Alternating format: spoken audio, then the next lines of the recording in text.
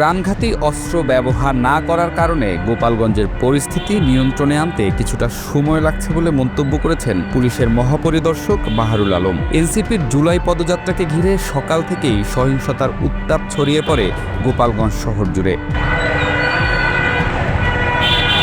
NCP সমাবেশ ঘিরে দুপুর থেকে গোপালগঞ্জে শুরু হওয়া উত্তেজনা সন্ধ্যা পর্যন্ত আইনশৃঙ্খলা বাহিনীর নিয়ন্ত্রণে আনা সম্ভব হয়নি। এর মধ্যে যদিও যৌথ বাহিনীর হস্তক্ষেপে এনসিপির নেতাকর্মীদের শহর থেকে বের করে আনা হয়েছে।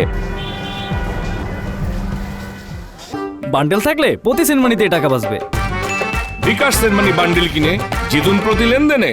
গোপালগঞ্জে সহিংসতার প্রেক্ষাপটে বুধবার বিকেলে অন্তর্বর্তী সরকারের তরফ থেকে এক বিবৃতিতে জানানো হয়, গণ অভ্যুত্থান আন্দোলনের 1 বছর পূর্তি উপলক্ষে তরুণ নাগরিকদের শান্তিপূর্ণ সমাবেশে বাধা দিয়ে তাদের মৌলিক অধিকার লঙ্ঘন করা হয়েছে। নিষ্ঠুর আক্রমণের মাধ্যমে ন্যাশনাল সিটিজেন্স পার্টি, পুলিশ ও গণমাধ্যমের গাড়ি ভাঙচুর করা হয়েছে। নিষিদ্ধ ঘোষিত ছাত্রলীগ এবং আওয়ামী লীগ অ্যাক্টিভিস্টদের এই জঘন্য কর্মকাণ্ড বিনা বিচারে ছেড়ে দেয়া হবে না। দায়ীদের দ্রুত চিহ্নিত করা হবে এবং বিচার নিশ্চিত করা হবে। বাংলাদেশের কোনো নাগরিকের উপর এরকম সহিংসতা করার জায়গা নেই।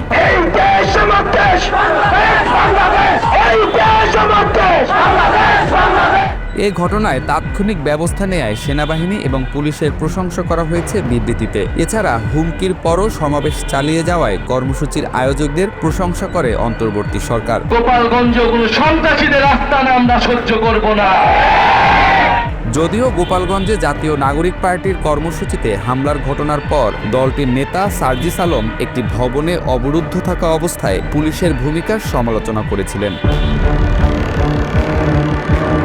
এনসিপির যুগ্ম সদস্য সচিব মুশফিক সালেহীন নিশ্চিত করেছেন যে কড়া পাহারায় 15 থেকে 16টি গাড়ির বহর নিয়ে গোপালগঞ্জ ছেড়েছেন নাহিদ ইসলাম, আক্তার হোসেন, হাসনাত আবদুল্লাহ, সার্জিস আলম সহ শীর্ষ নেতারা।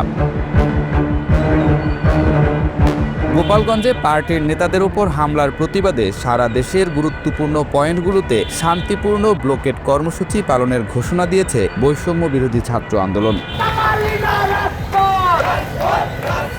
এখন পর্যন্ত সহিংসতায় 4 জনের মৃত্যু হয়েছে। গোপালগঞ্জের পরিস্থিতি সামলাতে 144 ধারা জারি করা হয়েছে। জেলা প্রশাসক মোহাম্মদ কামরুজ্জামান বলেন, পরিস্থিতি নিয়ন্ত্রণে আনতে রাত 8টা থেকে 144 ধারা কার্যকর করা হবে।